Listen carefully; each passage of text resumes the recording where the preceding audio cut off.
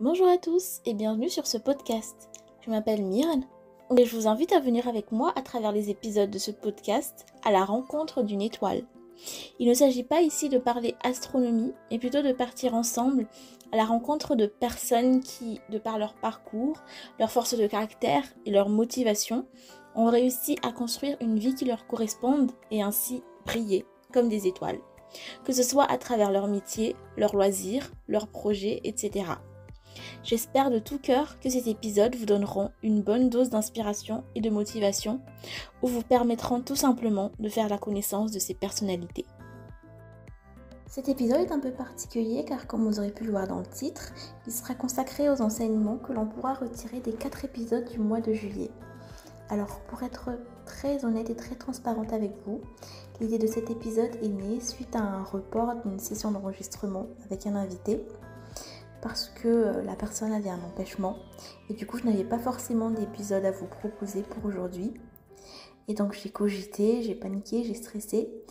Et au final, je me suis dit que j'allais vous proposer une synthèse des enseignements à retirer des épisodes du mois de juillet au lieu de ne rien vous proposer du tout.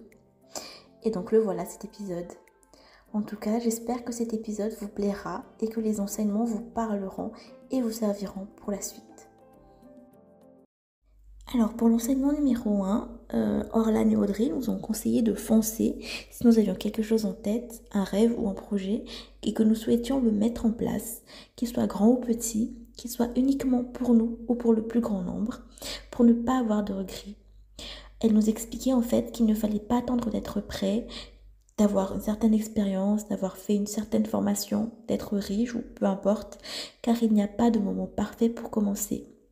L'apprentissage se fait sur le tas à partir du moment où on met en place les petites actions pour atteindre les objectifs que nous nous sommes fixés.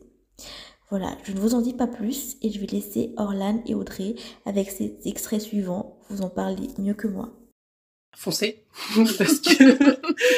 parce que même si ça se crache dans 2 semaines, 2 mois ou quoi, bah au moins il y aura pas de regrets.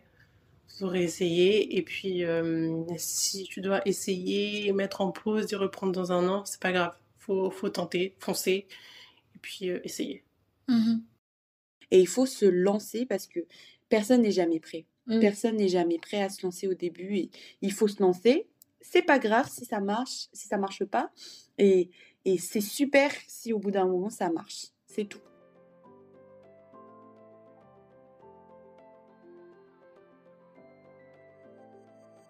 Toujours dans la continuité de l'enseignement numéro 1, Mahalatina nous conseille à juste titre de nous détacher du regard des autres et d'arrêter de nous faire des films pour nous faire peur, ce qui nous empêcherait de mettre en place les actions qui nous mèneraient à nos objectifs. Et si vraiment nous avons du mal à commencer petit et à mettre en place ces actions, Elliot nous conseille de ne pas hésiter à demander de l'aide à notre entourage. En gros, commençons petit et demandons de l'aide s'il le faut. Je vais vous laisser avec cet extrait de Mahalatina et Elliot pour la suite, pour avoir plus de précision sur le sujet. C'est souvent nous qui nous créons nos propres perceptions de ce que la personne pourrait penser de nous. Quand même tordu, mais c'est souvent ça. C'est rarement une personne qui arrive et qui dit c'est nul ce que tu fais, arrête. C'est très rarement ça. Ça peut arriver, mais c'est très rarement ça. Et puis si ça arrive, moi, je vous conseille que cette personne parte de votre vie parce que clairement, c'est pas une personne qui va vous tirer vers le haut, ou en tout cas, si vous pouvez pas la faire partir de votre vie, en tout cas, vous écartez. Si vous vous lancez dans un projet, vous écartez un petit peu et ne pas forcément partager ça avec elle. Mais il y a toujours des solutions.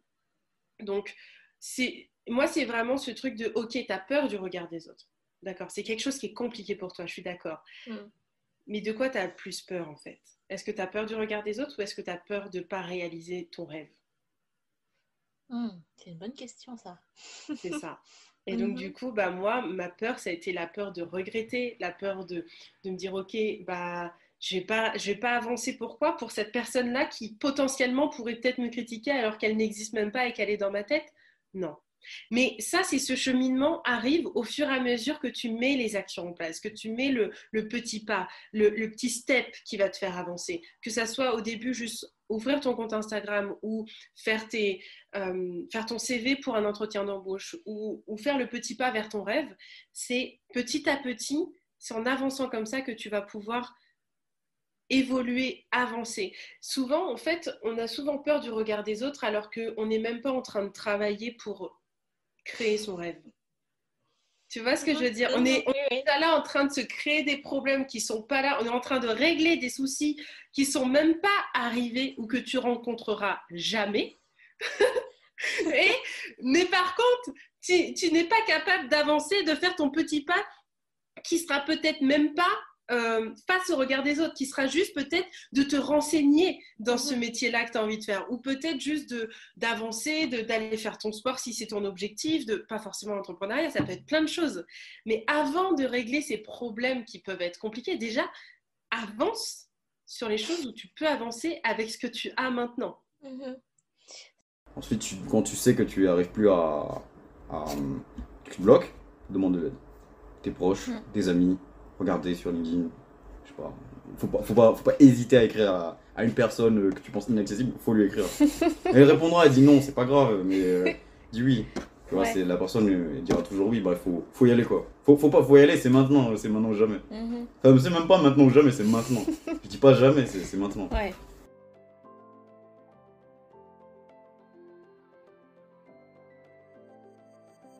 Enfin, le troisième enseignement serait de ne jamais abandonner malgré les échecs et les obstacles, car comme dirait Audrey, à un moment donné, on trouve toujours la lumière au bout du tunnel. D'ailleurs, on peut toujours rebondir si on décide de voir la situation avec un nouvel angle. Et d'ailleurs, il ne faut pas que nous nous définissions par les obstacles et les échecs que nous avons traversés, car on a toujours la possibilité de réécrire le présent. Pensez création plutôt que victimisation, comme dirait Malalatine, qui d'ailleurs est l'illustration parfaite de cette phrase au vu de son parcours. Voilà, je vous laisse avec Audrey Malalatine pour conclure avec cet enseignement numéro 3.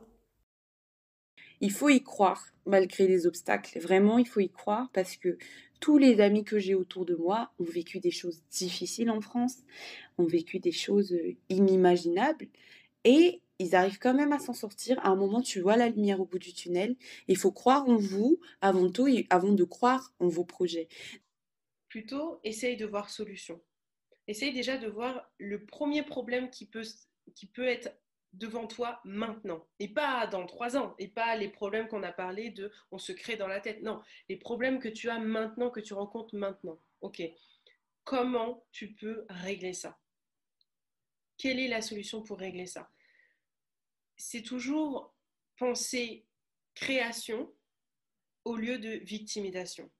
Qu'est-ce que tu peux créer? Dans quel chemin tu peux aller? Dans quel chemin tu peux déboucher? Chez qui tu peux demander de l'aide? Que si tu vas dans la victimisation, forcément tu vas trouver le mur que tu te veux et forcément tu vas trouver l'échec que tu recherches parce que tu crées les pensées que tu attires.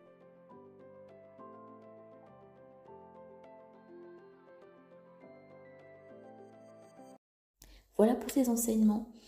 Les épisodes avec Audrey, Orlan, Malalatine et Elliot sont toujours disponibles sur Facebook et Instagram. Et d'ailleurs, n'hésitez pas à nous dire ce que vous avez pensé de ces épisodes et de ces enseignements. Si vous avez apprécié cet épisode, n'hésitez pas à commenter, à liker, partager pour que le plus grand nombre puisse accéder à ces enseignements. Et vous pouvez également vous abonner au podcast sur la plateforme que vous utilisez ou sur Facebook et Instagram selon votre réseau social de prédilection pour ne plus rater aucun épisode.